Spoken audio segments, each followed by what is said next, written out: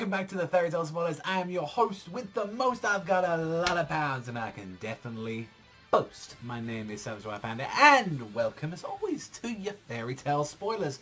And definitely with the black future that we're expecting, and a lot of people with us with the manga ending reaching its climax, and also as well the movies news. There's been a lot of fairy tale, as you guys have noticed recently, that the channel has been a lot more focusing, talking about some fairy tale videos, some discussions, alongside a new kind of little fan content as well, which you can see that all of that stuff, of course, available down on the description down below and at the end of the video as well. But we're going to be talking about the spoilers right now, and if you don't want to know about anything in this chapter, then goodbye, get out of there, skadoodle, you know the rules already. Let's begin already. We can begin in at 5, 4, 3, 2, 1. Let's make some magic happen, ladies and gentlemen. It's time for us to talk about it. And that cover, I think a little bit of Kana, like Kana Alban here.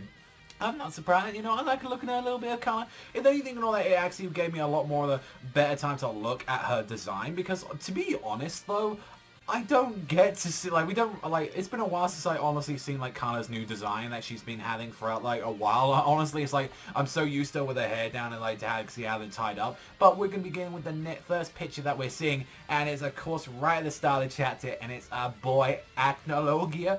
Of course, keeping the shit-eating grin, and that's when you know Wendy and Urza are shitting themselves right outside their home as they see Acnologia there, like, hey guys, did you miss me? And like, Wendy looks like she's now about to, well, she's already shit herself, but she now looks like she's going to cry, where she's like shivering. Urza's just like, please no. Although, you know, we keep saying it, you should be on the fucking ground. But like, they're like just fucking shivering in fear, and Nickelodeon, like, he is fucking letting him, like, people know he's there, a dead corpse of Irene. He turns it over with his foot and he's like, this bitch is already dead. I didn't get my fucking juicy revenge, but I still get to stomp her, and you get to see Irene's body being very defiled as he's just laughing and stomping, and blood and gut, like, all that stuff's coming out. So Acnologia, like, he's just having a while. Like, this is the best way how he's been able to release stress. He's like, you sent me millions of miles away from me, and now I come back and find out you're dead? Fuck you, bitch. Fuck you, Irene. This is for me. I don't care. This is all for me. I don't give a fuck about you, Irene. This is what you deserve. And it's just like, what a stomp, and just how brutal. Like, I wouldn't be surprised if one of the panels is actually Urza and like just go, because like she's seeing her mom just being fucking stomped on, like, right there, and it's like, are you really gonna do anything about that? Like, you've got to step in, but then again, Urza, just please stay down. Like, no more fighting for you, please. Like, that's it.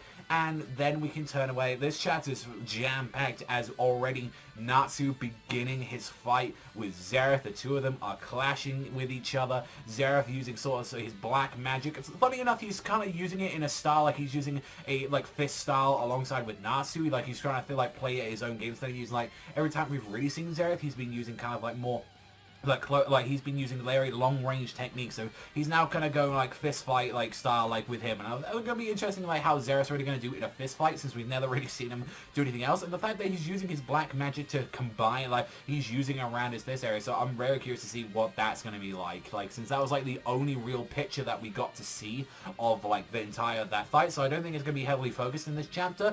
But the next couple of pages from what we got to see was we got to see Kana already trying to use like fairy glitter on, like, from what we can see on this August, and I was like, alright, let's see how this is gonna work on August. And August is like looking a bit like, alright, like, let's see what this technique is, and even like Gildas is like, please stay away from this fight, please. This guy's too fucking powerful. And the fact that he just like slammed his like stick to the ground and he's smiling, it clearly shows that that did nothing to him. Like, fairy glitter is nothing. I think, like, it's clearly showed that August, like, is, like, maybe, like, happy where he's, like, one of the most powerfulest fairy tale magics is just completely useless against him. And it shows, like, how much of a veteran of, like, a magician he is. And I'm glad that they're at least focusing a little bit more on, like, the August stuff. And I think he's a little bit crazy, like, because, you know, he's having that real big grin, but I think, like, what he did right there is that he triggered Gildas, because, Gildas is like, huh? You fucking what? What did you say about my girl? Like, what did you say about my baby daughter? I ain't having none of that. That's where I'm thinking where, like, Gildas is at the moment. He's like, yo, fucking roll up the sleeve. You bullying my kid? He's cracking the nuts. He's cracking the nuts. He's like, going in there. He's like, I don't care. I've got a metal hand. I'm still gonna crack him because I'm gonna kick your fucking ass right now. Like, it's on. And in fact, there's been, like, you know, we have multiple sides. So I'm glad we're seeing, like, this chapter is showing 3 sides of the battle right now. We're seeing parts of Gildas and Kana. Kana's getting involved. We're seeing the Zereth side as well. We're seeing multiple things on there. So if anything, I'm kind of happy about that we're seeing a lot of parts, like, of different sides of the perspective on there. So I'm looking forward to, like, more of that we're going to be getting in the future and all that. But overall and all that, like, you know, the spoilers, not too much to talk about. A lot of confrontations, a lot of clashing right now. And if anything, the smallest part was the Zereth and Narcissus, and I kind of want to see a little bit more of that. But hopefully, sometime in the near future, I hope to see that, since, like, we've got a bunch of interesting content coming up in the near future. But the question is, like, what do you guys think about the fairy tale spoilers, and what do you think is going to be happening in the next chapter and all that? Because I cannot wait for that to be fully translated. That's all from me, though. Thank you as always for watching, and I'll see you guys, though, next time.